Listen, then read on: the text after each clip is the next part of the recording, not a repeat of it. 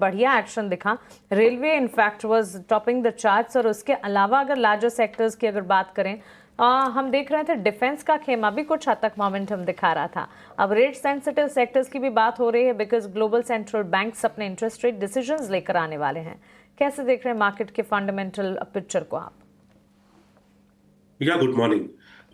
Yeah, definitely. Right now, what we are seeing is that the market has stabilized after seeing some correction of about 12 to 13%, and broadly, and within sectors, somewhere between 15 to 25 percentage.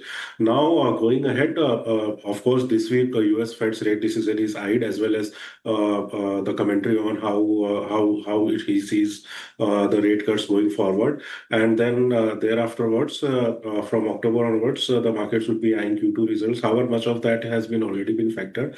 But right now, our view is that broadly we are positive on domestic manufacturing. So that theme has been continuously going on. It includes manufacturing infrastructure, consumer durables, FMCG, likewise. And as far as export-related sectors like IT, pharma is concerned, we believe that there is not much of a downside right now in those sectors, and some stock specific opportunities, of course, maybe looked at it from a bounce back perspective. Although a complete change of view is still, I think, few quarters away, wherein we would wait and watch how thing progresses from US point of view regarding tariffs and all.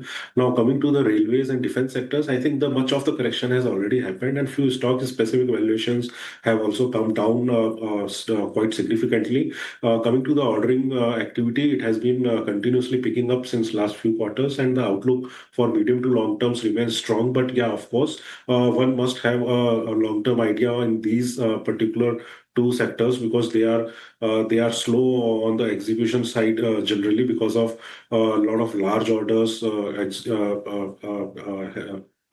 are into the pipelines.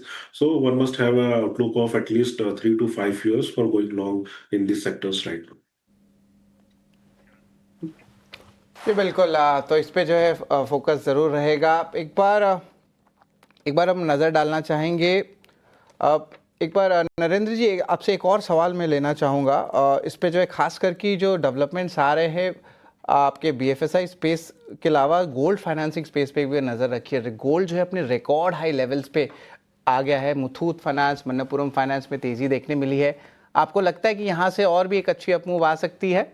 कैसा chart setup लग रहा है मन्नपुरम या Muthoot finance पे? इस पे भी आपकी एक बार राय ले ले। जी बिल्कुल। गोल्ड का प्राइस अगर आप देखें तो ऑलमोस्ट $3700 को नियर अबाउट टच कर ही चुका है। एंड जनरली हमने देखा है कि गोल्ड फाइनेंस कंपनीज जो इस टाइप की साइकिल होती है उसमें अच्छा परफॉर्म करती है। So as a sector there is nothing wrong.